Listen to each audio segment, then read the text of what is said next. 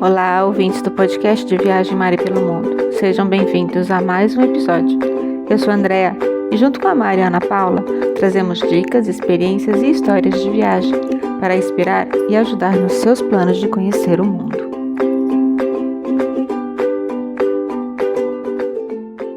Olá, mais um podcast de Mari pelo Mundo. Eu sou a Mari, estou aqui com a Andrea e hoje a gente vai fazer um podcast bem legal que na verdade vai ajudar várias pessoas a tirarem as principais dúvidas na hora de viajar, porque a gente recebe bastante pergunta dos nossos leitores e os nossos clientes e seguidores na hora de programar uma viagem, e são dúvidas que a gente também tem, mas a gente tem mais facilidade de buscar as respostas porque a gente trabalha com isso, né? Então, a gente separou aqui uma lista de perguntas, eu espero que ajude vocês também a planejar a viagem. Júlio ainda tá aí e a Andrea tá aqui comigo, vai me ajudar também. Tudo bom, Andrea? Oi, tudo bom, Mari? E além de serem perguntas frequentes, a gente tem alguns podcasts já específicos sobre alguns desses temas, como, por exemplo, hospedagem, a gente fala bastante, o seguro viagem, a gente tem mais de um podcast falando sobre a importância do seguro viagem nas viagens, principalmente internacional. Então, se você quiser rolar no feed e ouvir depois desse podcast das perguntas mais frequentes, ouvir alguma coisa mais específica das suas dúvidas, e a gente também está à disposição para responder perguntas em qualquer uma das nossas redes. Tem nosso WhatsApp em todas as páginas lá do blog, então apareceu alguma dúvida de hospedagem, de passeios, do que seja, só entrar em contato. E aí, se quiser uma ajuda para planejar a viagem toda, a gente também faz o roteiro personalizado. A primeira pergunta, né, que a gente sempre recebe é sobre planejar com antecedência. Quanto tempo antes para planejar uma viagem? E o que planejar realmente com antecedência? Tudo ou só alguns itens? Planejar com antecedência se é uma viagem se é uma viagem maior, se é uma viagem para fora, se é uma viagem que inclui a família, que tem uma logística mais complicada, que tem uma logística maior. Acho que com antecedência é bom. Traz segurança, não precisa ser uma coisa engessada. Acho que isso é uma outra coisa que as pessoas têm um pouco de medo. Eu vou planejar tudo com antecedência, depois como é que eu faço para mudar alguma coisa? Planejamento não significa que você está engessado, significa que você está preparado. São coisas diferentes. Então eu acho que planejar com antecedência é bastante importante. O roteiro com uma certa antecedência, o aéreo com certeza, os itens mais caros que sempre aumentam, né? E o melhor custo-benefício sempre acaba rápido. E aí, se você deixa para reservar o hotel em cima da hora, vai ter que pegar o que sobra, né? Ou é o mais caro, ou é o que não é tão legal. Agora, comprar passeio, algumas coisas, mesmo seguro viagem, isso tudo dá para comprar perto da data da viagem, né? Então, mesmo quem está planejando a viagem com um ano de antecedência, dá para planejar algumas coisas agora e deixar algumas coisinhas para o final. Mas eu sinto que quem deixa para planejar tudo muito em cima da hora entra num desespero e aí acaba fazendo muita coisa correndo. O trabalho também acaba juntando trabalho, casa, criança e tudo junto, e aí o planejamento da viagem não é aquela coisa assim tão agradável, porque no fim é uma correria. Eu acho que uma coisa que é bastante importante que a Mari falou e que a gente tem visto uma tendência, principalmente neste ano, com relação aos preços, principalmente de hospedagem. Então, quanto mais em cima da hora, maior o risco de você não encontrar aquele hotel que você quer e também, principalmente, de você não encontrar o melhor custo-benefício, porque quanto mais perto da sua viagem, realmente as oportunidades e as opções diminuem. Então, isso faz parte do planejamento e isso é muito importante, em especial para quem viaja em alta temporada. E até dou um exemplo aqui, a gente tem uma viagem programada para dezembro e eu tô com o hotel reservado desde o mês passado, que eu achei que não precisava. Mas quando eu fui reservar o hotel, quando eu fui checar o hotel para ver se trocava alguma coisa esse mês, o hotel já não tem mais vaga. Ainda bem que eu reservei. Isso acontece com frequência com hospedagem. Os melhores sempre acabam rápido. E aí a gente tem um podcast falando sobre tipos de hospedagem, que a gente não vai repetir aqui, mas quem tiver dúvida, rola no feed, encontra ele, a gente deixa o link também para facilitar, porque a gente fala sobre apartamento, Airbnb, Booking, hotel reserva direto, resort. A gente fala um pouquinho de cada um para encaixar melhor no seu perfil. que é uma pergunta bem frequente. Será que eu fico em apartamento? Será que eu fico em hotel? E aí a gente dá algumas dicas e sugestões. Se for uma hospedagem curta, um hotel é sempre mais fácil, tem um café da manhã, você relaxa mais, né? Se tiver criança, quiser fazer comida, então assim, tem várias opções, mas sempre encaixando melhor com o seu perfil. É difícil falar assim, fica em apartamento, fica em hotel, porque depende muito do gosto de cada um e do orçamento também.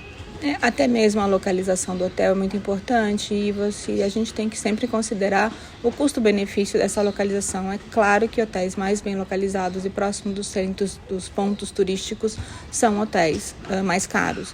Mas ele pode economizar tempo na sua viagem, custo de deslocamento, então tudo tem prós e contras e o seu perfil de viajante e o seu orçamento é que vão definir qual é a melhor hospedagem para você. Tem uma pergunta que também é super frequente, que é quanto dinheiro eu levo por dia para gastar? Então assim, depende do destino, né? Para Dubai, óbvio que você vai levar muito mais do que você vai levar aqui para praia aqui perto. Mas também depende muito do perfil. Eu acho que tem gente que gasta muito mais na praia do que, às vezes, alguém em Dubai. Porque vai muito do orçamento de cada um, né? Uma pergunta super pessoal. Não é porque tá pertinho, mas a pizza na praia tá cara. Tá cara, né? Pizza na praia tá cara. Absurdo. Estacionamento. Eu vi que em Dubai tem vários lugares que o estacionamento é grátis. Aqui em São Paulo aqui não tem, né? Então, o que a gente costuma fazer é uma média, mais ou menos. A gente tem uma noção de quanto custa uma refeição em cada destino, porque a gente pesquisa bastante, se atualiza. Então, para Dubai, Orlando, Nova York, a gente tem uma noção de quanto custa uma refeição, quanto custa um lanche na rua, quanto vai gastar mais ou menos por dia de transporte, se for táxi, se for metrô. Então, assim, dá para fazer um cálculo bem por cima do mínimo que você tem que levar, né? Porque menos que X também você vai passar muito aperto ou não vai comer legal. Então, assim, é sempre um mínimo. E aí o máximo, o céu é o limite. É o limite. Aí, junto com isso, vem a dúvida, né? Levo isso em dinheiro, levo em cartão, ou levo em cartão pré-pago, gasto no cartão de crédito. Olha, a gente vai ter que fazer um episódio separado para isso, porque agora tem tanta opção, né? Tem a Western Union, tem o Nomad, tem a Wise, tem o pré-pago, tem o Travel Check, não, que é antigo, Travel Check, né? Não tem mais, né? Na verdade, esse caiu e tem outros. São várias opções. Mas no frigir dos ovos, eu acho que um equilíbrio entre aquilo que você vai levar... Qual é a grande vantagem de você levar dinheiro em papel moeda? É mais econômico. Você troca o dinheiro aqui, seja em dólar, seja em euro, seja em libra, se vai para a Inglaterra. Se você trocar no câmbio aqui, você vai ter uma vantagem financeira um pouco maior. Mas o risco também é muito maior de você viajar com uma quantidade de dinheiro grande. Então, eu acho que tudo é uma questão de equilíbrio. Realmente, como a Mari falou, hoje em dia tem uma quantidade muito grande de opções para você viajar, inclusive sem papel moeda, e inclusive alguns lugares na Europa já estão trabalhando muito sem papel, né? E tudo no cartão, seja ele de débito ou de crédito. É óbvio que a gente não quer gastar mais do que o necessário, pagar muita tarifa, muito imposto. Mas também a gente não quer passar aperto. Acabou de acontecer com um casal conhecido meu, familiar, que estava com 20 euros no bolso, tinha 3 cartões de crédito, não lembrou a senha e aí não conseguia sacar dinheiro. Então, assim, dava para fazer vários pagamentos com cartão de crédito, não estava conseguindo sacar e tinha 20 euros para pagar táxi. Então, assim, foi aperto. Então, o ideal é sempre ter um pouco em dinheiro para poder pagar o táxi, pelo menos, o transporte, as urgências, né? Um pouco no cartão de crédito para emergências e um pouco nessas outras 1000 opções que surgiram, né? Que você saca dinheiro onde você estiver ou leva no cartão pré-pago e aí tem menos tarifas. Uma outra pergunta bastante frequente, que a gente passa muita indicação, principalmente para a Europa e grandes cidades nos Estados Unidos também, é sobre translado do aeroporto. Contrato antes ou não? Chego lá e vou procurar alguma coisa? Por experiência, eu digo que é muito mais cômodo você ter um translado contratado antes de você sair daqui. Porque são 10 horas de viagem, 12 horas de viagem, você chega cansado, você chega com mala, mesmo para quem viaja com mala só de bordo, mas você chega cansado, chega com mala, tem que descobrir como é que faz para chegar no seu hotel, então o translado é uma coisa bastante cômoda. É mais caro do que um táxi? Depende, nem sempre. Quem viaja muito a trabalho, é comum ter sempre alguém esperando, né? Uma plaquinha lá, e é muito fácil, porque aí já resolve metade dos problemas. Mas às vezes tem cidade que é caro o translado, mas dependendo do horário do seu voo, do número de malas, do quanto você conhece a cidade, do idioma, se você fala ou não, eu acho que isso tudo influencia na decisão de contratar pelo menos o translado de chegada. O de saída é opcional, é mais fácil, às vezes você está num hotel, super fácil pedir um táxi, mas o de chegada, e eu acho que vale muito a pena. Fora que eu já tive problema com táxi, mesmo no aeroporto. Eu paguei mais do que devia. Eu me lembro, uma das últimas vezes que a gente foi a Nova York, e assim, eu já fui a Nova York várias vezes, então era um destino conhecido. Tava com meu marido e com meu filho. Aí meu marido falou assim, dessa vez não contrata não, quando a gente chegar lá, a gente pega aquele shuttle e vai. A gente já conhece. Tá bom, então a gente foi sem. Bom, a gente conseguiu pegar o shuttle, mas levou 1h30 pra gente conseguir sair do aeroporto. O hotel que a gente estava, porque eu fiquei no Financial District, foi um dos últimos. A gente ficou 1h30 rodando Manhattan para chegar. O meu filho estava desesperado de fome, querendo sair dali. Então foi horrível. Quando a gente chegou no hotel, meu marido, que foi a ideia, foi dele mesmo, não precisa dessa vez. Eu falei assim, olha, nunca mais. Se a gente não contratar um translado antes, não tiver a plaquinha lá esperando, eu não vou. E o transfer compartilhado, às vezes a van, né, não fica estacionada no mesmo lugar do táxi. Então, às vezes tem essa distância grande e tem que esperar outros voos, porque eles juntam vários voos.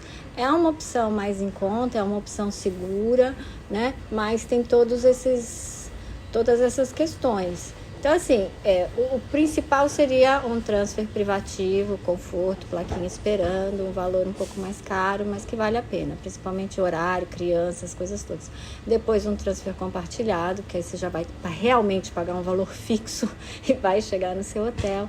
Aí depois tem o táxi do aeroporto, que aquela questão, né? Às vezes dá certo, às vezes não dá. E por último tem as opções mais em conta, tem transporte público, tem ônibus, tem metrô, e aí vai caso a caso, sempre dá para colocar de acordo com o orçamento e o perfil de cada um. Destino é destino, porque alguns aeroportos, algumas cidades, o transporte do aeroporto para o centro, o transporte público é super fácil, um lugar que para mim é super tranquilo é Chicago, por exemplo. O transporte público. Também, não? Londres também é bem tranquilo, né? É mais demorado, mas é bem tranquilo. Agora, Nova York eu já não acho tranquilo. Tem, mas eu não acho tranquilo, não acho cômodo.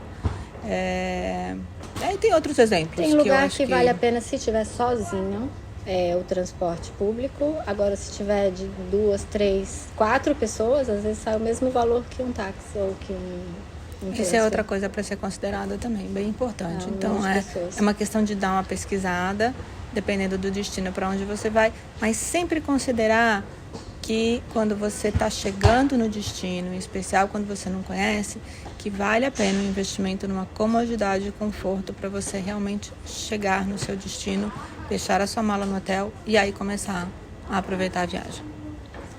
E outra pergunta que o pessoal faz sempre depois de ter escolhido o destino é onde comer, os principais restaurantes, como achar uma comida legal e tal. E aí eu acho que cada destino tem suas dicas, né, e seus segredos. Né, Andréia? Como que ficaria, por exemplo, em Nova York? Uma das coisas que a gente faz hoje nos roteiros é deixar uma lista de restaurantes dos principais e tentando mesclar alguma coisa com relação a preço mais baixo, lanches mais rápidos, restaurantes mais sofisticados, restaurantes mais da moda. Todos os grandes destinos têm de tudo, né? E quando a gente viaja em família, eu já reparei que é um pouco diferente. Primeiro porque você tem que agradar a todo mundo. Quando você viaja com criança é mais difícil, porque a criança geralmente tem um paladar mais básico, né? E aí você tem que escolher restaurantes mais básicos também. Tudo depende, de novo, do orçamento e do tipo de comida. Então, essa parte de restaurante eu acho que também merece um pouquinho de planejamento, um pouquinho mais de pesquisa, uma ajuda num roteiro personalizado, que você... A gente tem feito bastante justamente pelas restrições alimentares e também pelas crianças. Então tem que ir porque precisa de reserva. A maioria dos restaurantes que são mais famosos. Então é legal deixar um dia específico para ir naquele restaurante que você quer conhecer, fazer a reserva com antecedência, já ter uma noção do menu também para saber quanto você vai gastar. Claro que não são todos os restaurantes da viagem, mas pelo menos um ou dois que você tem interesse, viu, na internet, ou tem um sonho de conhecer, então isso vale a pena planejar. Tem destinos em que descobrir os restaurantes nas ruazinhas principais faz parte da viagem. E a gente recomenda que você olhe e gostou da cara do restaurante, do estilo, entra e experimenta. Eu acho que também faz parte. Mas sempre ter algum conhecimento e uma listinha daquilo que é básico, daquilo que a família vai gostar. E em especial quando você tem restrição com relação a carnes ou não gosta de peixe ou tem alergia a alguma coisa, é importante ter essas indicações com antecedência. E tem alguns restaurantes famosos, Michelin, e dependendo da cidade, são 2-3 meses de antecedência para fazer a reserva. Alguns são uma semana, 2, e alguns... Pode ser que você chegue lá e esteja vazio. Mas também pode ser que você chegue e esteja. Pode ser que você chegue e esteja cheio. E aí você perdeu aquele único dia que você teria para ir naquele restaurante. Uma outra dúvida frequente que as pessoas perguntam é sobre aplicativos de viagem, né? Quais são os aplicativos que eu devo usar, o que eu posso usar, o que estão disponíveis? O que eu posso dizer, gente, é que tem milhões de aplicativos hoje em dia de viagem que facilitam. Alguns nem são tão úteis, são mais se você quer mesmo ou não. Mas tem alguns aplicativos que eu considero essenciais. Cidades grandes que tem metrô, o aplicativo do metrô é absolutamente essencial você ter no celular para você planejar a sua rota. Nova York, Londres, Paris, o que mais? Madrid, Barcelona, São Paulo. Todos os destinos têm um aplicativo da linha de metrô e ônibus. Eles são de grande ajuda, tem que se familiarizar com ele um pouco antes. Uma cliente agora há pouco tempo também ficou surpresa que os parques de Orlando todos têm aplicativo. O da Universal e o aplicativo da Disney, My Disney Experience, acho que são mais conhecidos de todo mundo em geral. São ótimos para você planejar, mas todos os parques têm. Busch Gardens, Legoland, SeaWorld, todos têm. Todos têm que estar no seu telefone quando você vai fazer uma viagem para Disney. Disney Paris também, o aplicativo da Disney Paris, muito parecido com o My Disney Experience, mas é um outro aplicativo, tá? Para quem conhece a Disney de Orlando, é um aplicativo para cada lugar. Cada Disney de Paris é outro, Disney da Califórnia é outro, Disney de Tóquio é outro, mas todos eles têm. Então esses aplicativos também são importantes ter no telefone. E de táxi e Uber também, varia de cidade para cidade. Por exemplo, tem cidade que Uber é mais caro, porque são carros de luxo, tem cidade que tem o 99, tem cidade que usa um aplicativo próprio para táxi. Então é bom se informar antes, a gente também ajuda no roteiro, mas é bom já deixar carregado no celular o aplicativo de transporte. Esse ajuda bastante. E uma pergunta também super frequente, essa tem acho que 2 ou 3 episódios do nosso podcast falando da importância do seguro viagem. Seguro, afinal, Maria, é obrigatório ou não? Tem cidade que tem país, né? Tem país que é obrigatório, tem país que não é obrigatório, mas eu acho que deveria ser obrigatório, não porque alguém diz que é obrigatório. Eu acho que você tem que sempre pensar na importância disso, e para mim ele é obrigatório. Eu nem vejo se a regra do país obriga ou não. Eu tenho seguro sempre que eu viajo, porque se acontecer qualquer coisa é aquele barato que sai caro. inclusive o do cartão de crédito, tem que ver muito bem as cláusulas, se é adiantamento, se tem que pagar lá na hora e depois ter reembolso. Eu acho que isso tudo é super importante. Tem países agora que está pedindo a cláusula Covid e o do cartão não tem descrito claramente, então esse tópico de seguro viagem tem que dar uma atenção muito especial, de preferência uma semana ou mais antes da viagem. Eu tenho o mesmo pensamento. Eu considero seguro particularmente obrigatório para qualquer lugar que a gente viaja. Mesmo quem tem o do cartão de crédito, ou mesmo quem tem, por exemplo, o seguro do próprio plano de saúde. Alguns planos de saúde oferecem o seguro internacional. Você tem que olhar na cláusula tanto as coberturas quanto o valor total da cobertura. Para alguns países, o plano de saúde é muito baixo. E então não vale a pena arriscar. Quem já fez, quem já precisou de seguro saúde numa viagem, quem já usou médico, quem já ficou doente, sabe o quanto isso é importante. E tem o link no blog, a gente ajuda também a fazer cotação se precisar. E junto com o seguro, vou falar só um segundinho, rapidinho, o chip de internet, porque para acionar tudo isso que a gente está falando, sem internet fica muito complicado. Então, sair do Brasil com pelo menos um chip, dos celulares funcionando, ajuda muito. Quem quer economizar, comprar chip no local, ativar a operadora. A gente tem visto muito relato do pessoal que tem ativado os planos de operadora, mas geralmente os gigas são limitados, né? Funcionam para mensagem, às vezes não funciona para rede social, então também é bom dar uma olhadinha, mas é sempre muito cômodo sair com o chip já funcionando daqui do Brasil. Outra pergunta que é bastante frequente que o pessoal fala sobre aluguel de carro. Vale a pena ou não alugar carro? Aí eu tava vendo ontem uns stories dos lugares que estão nevando e o pessoal aluga carro. Nossa, mas é cada perrengue. Porque brasileiro, a gente não tá acostumado a dirigir na neve. Não, a gente não tem neve. A gente não sabe o que é isso. Começa a colocar correia.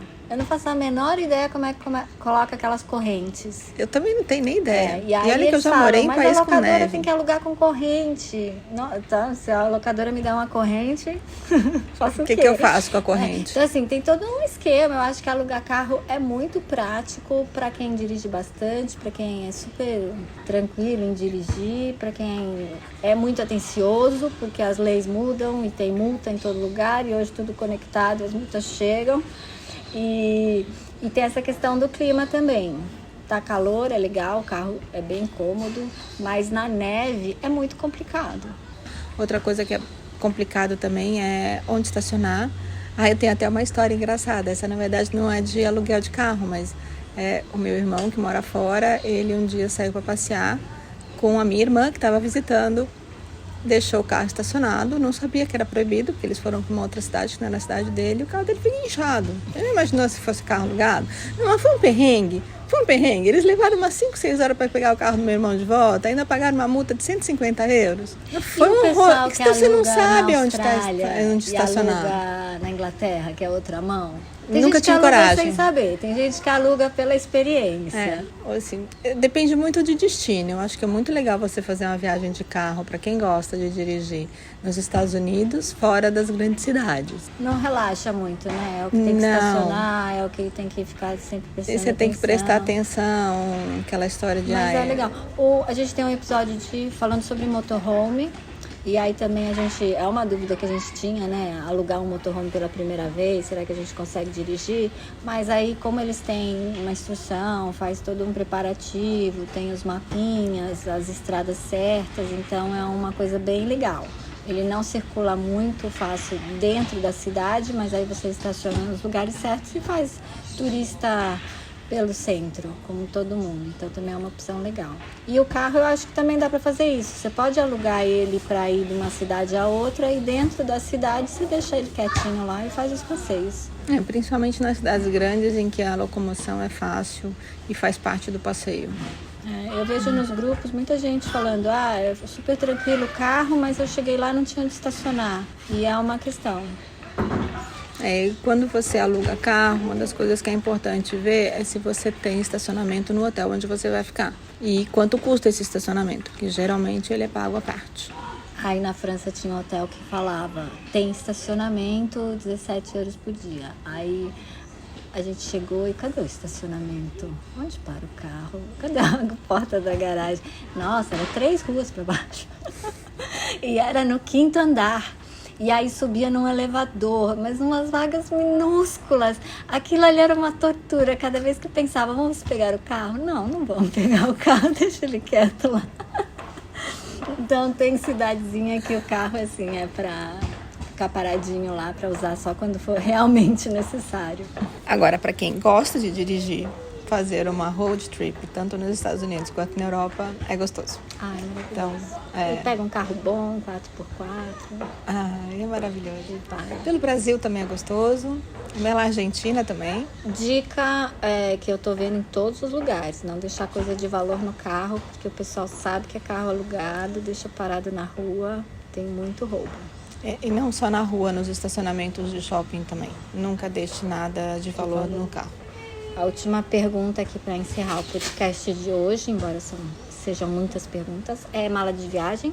E a gente tem um podcast com a Isa falando sobre malas, para não ir com uma mala assim muito padrão, para sair legal nas fotos também e para ser bem prático e para poder curtir com as roupas também e trazer coisas interessantes. Mas a mala de viagem é super importante, né? Montar com antecedência, tirar o excesso, deixar o que é super necessário, olhar a previsão do tempo para a semana toda, no lugar que você vai, levar sempre um casaco a mais, levar bastante coisa na mala de mão, porque a gente tem visto agora o verão europeu, o caos das malas despachadas, várias não chegaram, então também é sempre bom ter todo o importante na mala de mão. Fazer a ginástica aí, que eu ainda não consigo, minha mala fica grande. Eu tô aprendendo, tô diminuindo a cada viagem, mas acho que essa coisa de ser econômico e prático é importante e é um aprendizado. Algumas pessoas têm isso já da natureza, eu ainda não, ainda brigo com a mala, mas cada vez mais a gente vê o pessoal preocupado em como fazer para viajar só com a mala de mão. E é possível. A questão é que é possível. Necessário. Se você está com uma conexão curta, o seu voo não deu para fazer uma conexão mais longa, é super importante não ter bagagem despachada, porque às vezes não dá tempo de fazer de pegar a bagagem e despachar de novo. Então também fazer a mala também é um planejamento, né? Pensar quantos dias você vai ficar, quanto de roupa você vai precisar. Essas são as principais perguntas que os leitores fazem pra gente. Claro que cada destino tem suas particularidades, cada viagem, cada orçamento, cada tipo de viagem, cada período de viagem, uma viagem de 1-2 dias é completamente diferente de uma viagem de 10-15 dias, mas eu espero que a gente tenha ajudado um pouquinho, pelo menos a colocar mais dúvidas e questões em cada item para vocês pensarem. Tem post no blog sobre todos esses itens e os podcasts, e precisando da gente só para alguma dica de hotel ou só para alguma dica de passeio, pode entrar em contato no nosso WhatsApp, e precisando de ajuda para planejar a viagem toda, e se você está com pouco tempo ou você não conhece o destino, a gente monta um roteirinho personalizado com todo prazer. E até a próxima!